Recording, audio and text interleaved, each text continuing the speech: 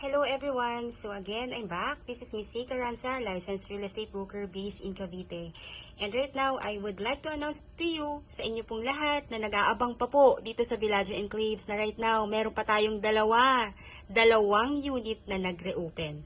Napakagandang balita po nito kasi imagine, this is a twin homes. Ang twin homes po ngayon dito sa Valencia Enclaves na sister subdivision ng Villaggio Enclaves is already 4.4 million. 80 square meter complete finish with tiles. Pero right now, dahil pinapaubos nga po to si Villaggio Enclaves na nakatayo din sa General Trias Cavite, hindi na po to pre-nice increase ng developer. Actually, from 3.6 down to 3 million pesos only. Kung anong spec ng Valencia Enclaves at ng Estancia Enclaves na subdivision or sister subdivision ng Villaggio Enclaves ay ganun na ganun din ang turnover nito. So again, by the way po, sa mga kliyente ko po or to everyone na bago lang sa aking YouTube channel, ang address po ng ating Villaggio Enclaves is Buena Vista po ito, tama ba? Ilalagay ko na lang po yung complete address ng ng subdivision sa text description ng vlog ko po na ito. So, before further ado, if you are new to my channel, please do me a big favor po. Please subscribe and hit the like button, notification in this video po para makagawa pa kami ng mga ibang informative vlog para po sa inyong lahat. So, actually itong vlog na to para to sa mga OFW ko na na mga kliyente na nag-aabang pa rin. And of course po sa ating mga kababayan na nandito sa Pilipinas na naghahanap ng affordable pero napakagandang property. So, ito po talaga yon. Ayun po. So, again, ito pong mga legends natin. So, no color, ibig sabihin po niyan with homeowner, occupied na yung bahay. Red means sold, orange means available. So, ayun po. So, again, ito lang po yung subdivision natin. Napakaliit lang talaga niya. Magkakaroon po tayo dito ng amenities like clubhouse, adult pool, kiddie pool, basketball court, playground. Kahit maliit siya, kasi kung tumbas po to sa ibang subdivision namin, isang phase lang yan kung tutuusin po. Dito po, kahit maliit lang na subdivision to, complete amenities. And, dahil nga maliit na subdivision to, sobrang secured. Kasi nga po, konti lang naman yung babantayan ng, ng guard natin. Meron po tayong dito. Actually po, ito po kasi, nasa lupa po to ng isang subdivision, ng mother subdivision ng, ng subdivision na to. So, dalawa yung checkpoint. Merong checkpoint sa main gate, then may checkpoint pa dito, sa mismong entrance gate ng subdivision. So, ayun po, ipakita ko na sa inyo kung ano yung available na unit natin dito. So, ayan po, again, ito yung ating papasok sa phase, then diretso lang tayo. Then, that is Block 7, Lot 30. Kung kayo po ay nag-i-aim ng malapit sa amenities, dahil yung mga kids po ninyo gusto po ng malapit sa playground or sa swimming pool, ito po yung kunin ninyo. So, again, this is Block 7, Lot 30. Ayan po, so, ganyan lang po yung pagpasok niya. So, ito yung gate, diretso. Then, sa pangalawang block, then, Block 7, Lot 30. Ito na po yon. Tapos po yung sunod na available, kung kayo naman po ay work from home at ayaw ng medyo maraming tao, maganda po to at ayaw ng katalikuran.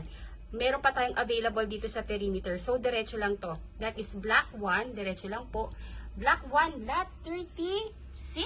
Ayan. Ito maganda rin po ito.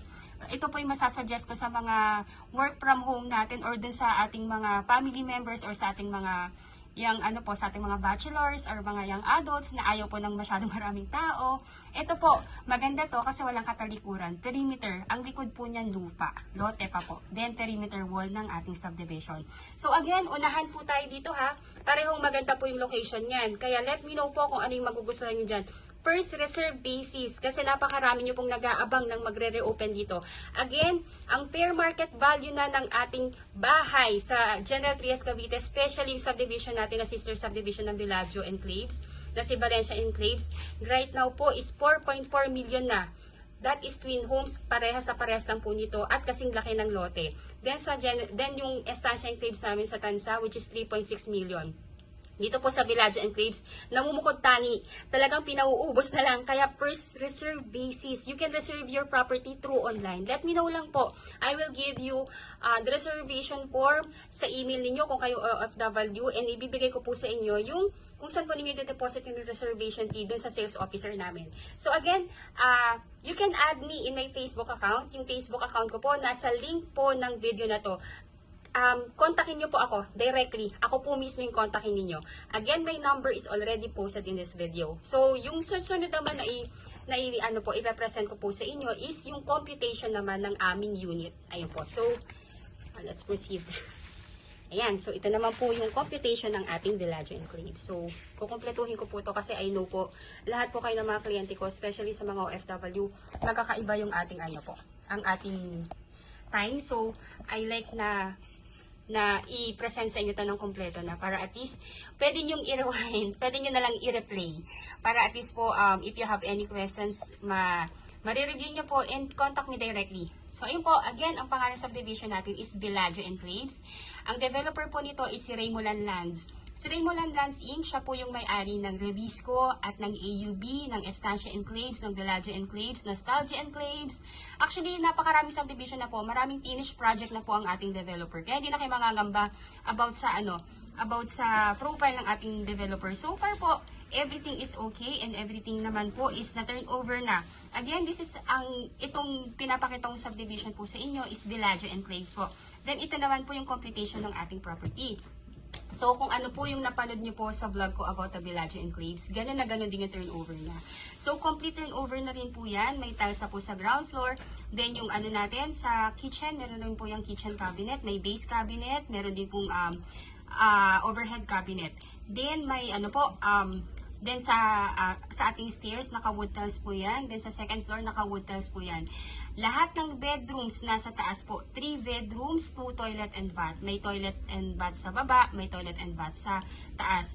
With 2 carport. Then sa likod po, may provision for your dirty kitchen and laundry area. Ayun po. So lot area niya is 80 square meter. Floor area is 55 square meter. The total contract price is 3 million. Again po, this is already 3.6. 3.6 down to 3 million. Ayun po. So, ang net TCP na lang niya is 3 million. Then, miscellaneous fee is 210,000. Inclusive na po dito yung title transfer, yung mga legal tax na babayaran sa government, and processing fee sa bank. Ayun po. So, ang first cash out lang po natin to reserve the unit para makakuha pa po tayo is reservation fee na 20,000. Ito po ay part na rin ng down payment. Kaya ang magiging net na down payment na lang is 35,500 plus 5% initial miscellaneous fee. Yung 5% po, base po yan dito sa 210 na miscellaneous fee. So that is 10,500. So ang total po niyan is, mali po yung computation ko po dyan. Ang total na po na babayaran ninyo for the down payment po is 35,500 plus 10,500. That will be 41,000 po. Tama ba? Opo, 46,000 po. Yun po yung ating total na down payment na kailangan nating bayadan. Ngayon po, yung down payment natin is payable within 30 days from the reservation po. Ngayon po, pag paid na po natin yung down payment, stop payment na po muna tayo. Wala po muna tayong babayaran. Yung ating ipapa-approve na po kasi muna yan ng ating developer sa bank. Usually po, yung approval sa bank, lumalabas po yan within the period of 3 to 4 months. Ngayon po, pag may approval na kayo, i-email po kayo directly ng bank na nag-approve sa inyo. Basahin nyo lamang po yung approval. Then kung nag-a-agree na po kayo, replyan nyo lang po yung ng bank na nag-a-agree na po kayo doon para mabigyan po kayo ng date for the loan contract signing. Ngayon po sa loan contract signing, tatanungin na rin po kayo ng bank doon kung ipapa-loan release na sa developer. Ngayon po, pag na-loan release na sa developer, yung loanable value, hihingi naman ng at least 30 days si developer natin para sa unit preparation at inspection and acceptance ninyo ng unit. Ngayon po, pag na-loan release na kayo, or na-loan release na sa developer yung loanable value, doon po mag-i-start yung inyong monthly amortization sa bank. So usually, mas pinipili ng mga client namin yung mga shorter term like 25 years to pay kasi po medyo mas mababa to comparable sa 30 years. Sa 30 years po kasi is 8% yung interest kaya medyo mas mataas yung monthly niya unlike sa 25 years na 7% lang. So ayun po, kung ito po yung mapipili ninyo for 25 years to pay, ang magiging monthly amortization po is 22,221.79 centavos. Ngayon po yung required income, dapat po nag-gross kayo ng at least 74,072 pesos 0.64 centavos na dapat po magre-reflect po yan sa inyong job contract or certificate of employment at sa inyong payslip. Ngayon po, pag gusto nyo naman ng shorter term, we have 20 years, may 15 years, may 10 years, and 5 years to pay. And ito po yung mga monthly amortization in every long term. Ayun po. So, di ba po, na-approve na po kayo ng ng bank financing. Once na-approve na rin po kayo, magbabayad na rin po kayo ng move-in fee. Sorry po, typo error lang po ito, pero 19,000 po yan. Yung 19,000 po na yan is para po sa application ng inyong Meralco at Water. Instead na kayo yung pupunta sa Meralco or sa Water, yung admin natin, yung mag-a-apply in behalf po ninyo. Ayun po. Then, ayun po, kung gusto niyo nang i-reserve yung unit, gusto niyo na makipag-unahan, please let me know po. Kasi po, para ma-forwardan ko na po kayo sa email ninyo ng reservation form. Ayun po. Ngayon po, pag magbabayad na kayo ng reservation fee, bibigay ko po sa inyo ito po yung account number ng aming sales officer kung saan po kayo magde-deposit ng inyong reservation fee. Ngayon po, pag nakapag-deposit na kayo ng reservation fee, kindly screenshot or give us the tawag po dito, yung proof of payment ninyo ng reservation fee para ma-forward din po namin sa ating marketing para mabigyan tayo ng resibo. Ngayon po, di ba, yung down payment is payable within 30 days upon reservation.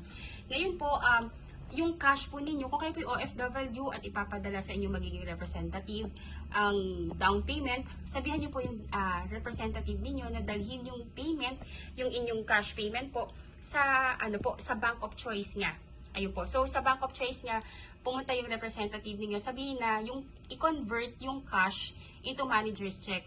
Ngayon po, dalawang manager's check po yung i-request ng inyong representative na ang nakalagay na pay to order is Raymulan Lands Inc.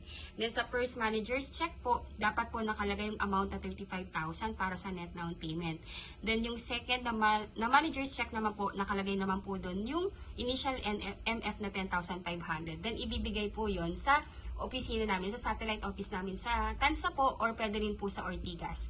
Or kung busy po, pwede naman pong ipalalamove na lang po since safe naman siya dahil naka-manager's check naman po. Ayun po, if you want to, if gusto niyo pong makita yung property, please let me know po. We do free tripping daily. Kung wala kayo sa Pilipinas, pwedeng representative ninyo. Ayun po, so again, if you are new to my channel, please do me a big favor po. Please subscribe and hit the bell button found at the lower right of this video screen. Again, si Miss Tay Caranza po ito. If you want to reserve, contact me directly. My Facebook account is already in this text description ng video na to. Pati yung mobile number ko po. Ayun po. So, ayun po. Thank you so much for watching and bless you all po. Bye!